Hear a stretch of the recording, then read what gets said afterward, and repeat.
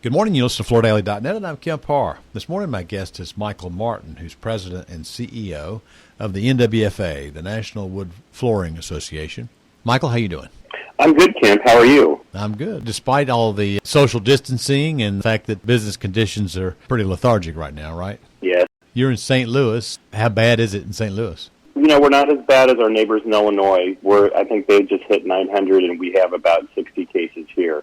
Yeah. So from that perspective, we're doing pretty well. So prior to March 1st, which is kind of when everything started to fall apart, how are things going in the wood business for our first 2 months? Yeah, what we know is that a lot of people were having record years. They thought last year they were coming back, and then this year they were doing pretty well. So I think at the mill level, a lot of mills were having a pretty good first quarter. And then, obviously everything changed rather quickly. But we're doing a series of podcasts with our members on a daily basis and just trying to check in and see what's going on out there. And, for the most part, people are being able to finish the work that they had on their books, and they're also maybe finding a way to do work that was scheduled for condos or places that weren't going to be occupied. But that does really vary by municipality and by state as far as who's essential and how construction is going. Am I catching you at home, or do you come into the office?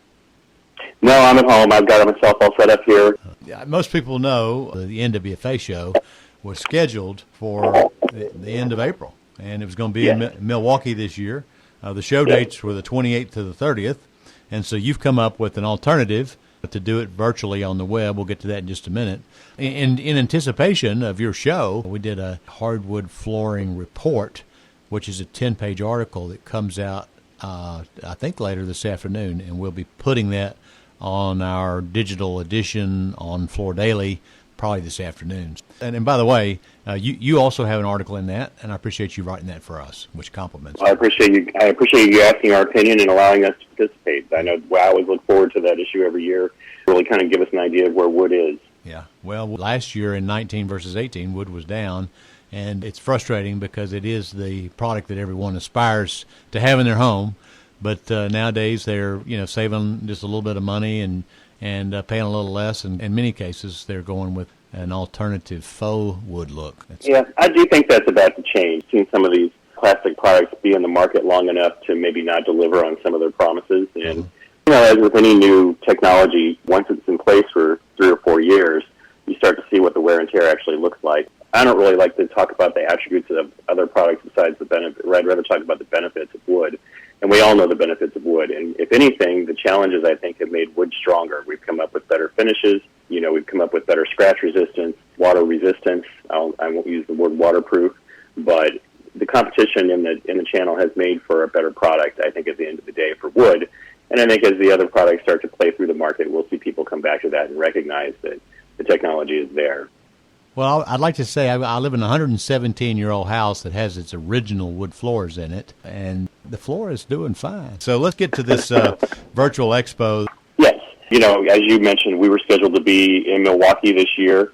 We had a really great show lined up. Our numbers are really looking good. So we're very disappointed that we won't be able to have what I kind of refer to as the family reunion of the wood flooring industry.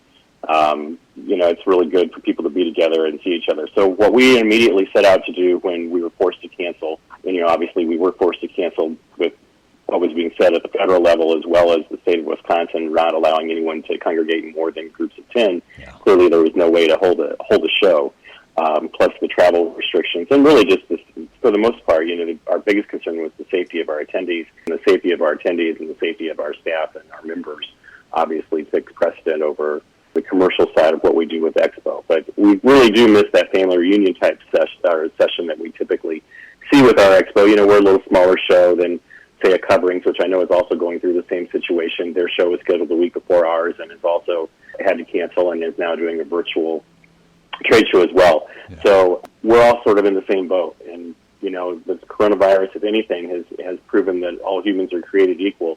We've got to learn how to get through this experience together. Back to the Expo, I guess. Yeah. So it's going to be a portal on the NWFA Expo site. You're going to issue a schedule, I believe, later today. You are going to have to do some of this by schedule because some of this is going to be live, right? Yeah, the concept is to still have a live event. So we're bringing people together during that same time period. So we'll start on Wednesday, April 29th. We're using our existing Expo website. So just go to nwfaexpo.org and you'll be able to get in. You'll be able to register. Registration is really simple. And we've got, the education elements alongside the networking opportunities with our exhibitors. Within each exhibitor's showcase, they'll be able to show their product. They can put up to a 3-minute video. They'll be able to show their show specials, what they were going to do at the show anyway. So none of that really changes. It's just the way that we interact. So that portion's live every day for about 3 hours. In addition to the networking with our exhibitors, we've got 30 speakers lined up. 6 of those will be live education sessions, so you'll have the ability to interact live. 5 recorded education sessions will be there, but we'll still do live Q&A at the end of some of those. We have demos from our NWFA regional instructors. So again, the hands-on training that happens at the NWFA Expo where people are standing around watching a demo. Those are very popular. So we found a way to bring those into a virtual reality, and you can still ask questions and look at things. And we're going to end things with the Wood Floor of the Year Awards, which is kind of the creme de la creme Oscar-type moment for the wood flooring industry. And we've come up with some ways of producing that this year from a video standpoint that I think will be exciting to watch. And the other thing that we've added, which is the NWFA Expo, is also a time when people just get together and they talk with their friends. So we've added some social aspects in, such as a happy hour, and then we have networking rooms for people designated by what they're interested in, and they can meet their friends at a certain time. They just have to tell them, hey, Bill, meet me at 2 o'clock in the emerging leaders meeting, and we'll have a beer and we'll talk over whatever we need to or whatever that works like. So we'll kick things off with the COVID-19 Economic Impact Panel, and we'll end things with the Wood Floor Year Awards. And in between, we'll have about 30 to 35 different opportunities for folks to network, get together, and then also visit with our exhibitors.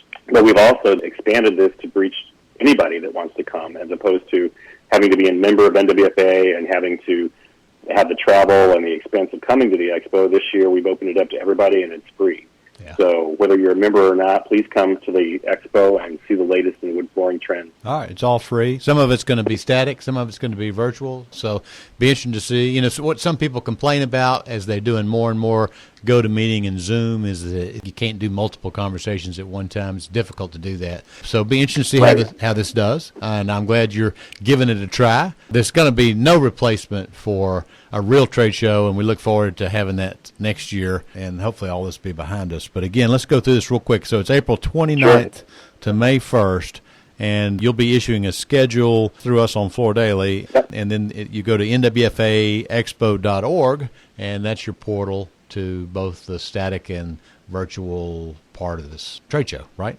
That's right. And so Wednesday, Thursday, Friday, the 29th through the 1st, we run about 10 o'clock in the morning until 3 o'clock in the afternoon, and then we have some breaks in there, too. You can come and go as you please, but you also can schedule your day around the session, and that's scheduled all at nwfaexpo.org. All right, Michael. I look forward to participating and hope that's a success. Again, been talking to Michael Martin about his NWFA Virtual Expo.